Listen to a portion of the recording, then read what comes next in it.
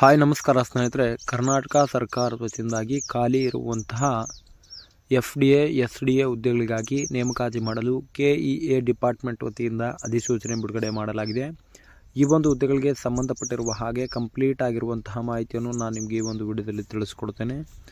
ಆದ ಕಾರಣ ನೀವು ಈ ಒಂದು ವಿಡಿಯೋವನ್ನು ಸ್ಕಿಪ್ ಮಾಡದೆ ಕೊನೆವರೆಗೂ ವೀಕ್ಷಿಸಿ. ಆ್ಯಂಡ್ ಅದ್ರ ಜೊತೆಯಲ್ಲೇ ನಮ್ಮ ಚಾನಲ್ಗೆ ಇನ್ನೂ ಯಾರೂ ಸಬ್ಸ್ಕ್ರೈಬ್ ಮಾಡ್ಕೊಂಡಿಲ್ಲ, ಸಬ್ಸ್ಕ್ರೈಬ್ ಮಾಡ್ಕೊಳ್ಳಿ. ಆ್ಯಂಡ್ ಬೆಲ್ ಐಕನ್ ಕೂಡ ಆಲ್ ಅಂತೇಳಿ ಪ್ರೆಸ್ ಮಾಡಿ. ಸ್ನೇಹಿತರ, ಸಂಸ್ಥೆ ಹೆಸರು ಬಂದು ತಾಂತ್ರಿಕ ಶಿಕ್ಷಣ ಇಲಾಖೆ ವತಿಯಿಂದಾಗಿ ಹುದ್ದೆಗಳಿಗೆ ನೇಮಕಾತಿ ಆಗುತ್ತದೆ. ಆ್ಯಂಡ್ ಉದ್ಯೋಗದ ಸ್ಥಳ ಬಂದು ಕರ್ನಾಟಕವಾಗಿದ್ದು, ಆ್ಯಂಡ್ ಖಾಲಿ ಇರುವಂತಹ ಪೋಸ್ಟ್ಗಳ ಸಂಖ್ಯೆ ಬಂದು 2882 ಪೋಸ್ಟ್ಗಳಿಗಾಗಿ ನೇಮಕಾತಿಯಾಗುತ್ತದೆ. ಈ ಒಂದು ಹುದ್ದೆಗಳಿಗೆ ವೇತನ ಶ್ರೇಣಿ ಬಂದು ಪ್ರತಿ ತಿಂಗಳು 30,000 ರೂಪಾಯಿಯಿಂದ 50,000 ರೂಪಾಯಿವರೆಗೂ ವೇತನ ಶ್ರೇಣಿಯಾಗಿ ನೀಡಲಾಗುವುದು ಅಂತೇಳಿ ಕೂಡ ತಿಳಿಸಲಾಗಿದೆ.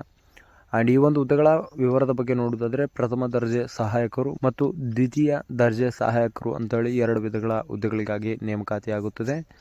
ಆ್ಯಂಡ್ ಅದೇ ರೀತಿಯಾಗಿ ಈ ಒಂದು ಹುದ್ದೆಗಳ ವಯಸ್ಸಿನ ಮಿತಿ ಬಂದು ಕನಿಷ್ಠ 18 ವರ್ಷ ನಿಗದಿಪಡಿಸಲಾಗಿದ್ದು, ಗರಿಷ್ಠ 35 ವರ್ಷನ ನಿಗದಿಪಡಿಸಲಾಗಿದೆ. ಸ್ನೇಹಿತರೆ, ಈ ಒಂದು ಹುದ್ದೆಗಳಿಗೆ ಆಯ್ಕೆ ವಿಧಾನದ ಬಗ್ಗೆ ನೋಡೋದಾದರೆ, ಸ್ಪರ್ಧಾತ್ಮಕ ಪರೀಕ್ಷೆ ನಡೆಸಿ ಆ ಒಂದು ಸ್ಪರ್ಧಾತ್ಮಕ ಪರೀಕ್ಷೆಯ ಮೂಲಕ ಆಯ್ಕೆ ಮಾಡಿಕೊಳ್ಳಲಾಗುವುದು ಅಂತೇಳಿ ತಿಳಿಸಲಾಗಿದೆ.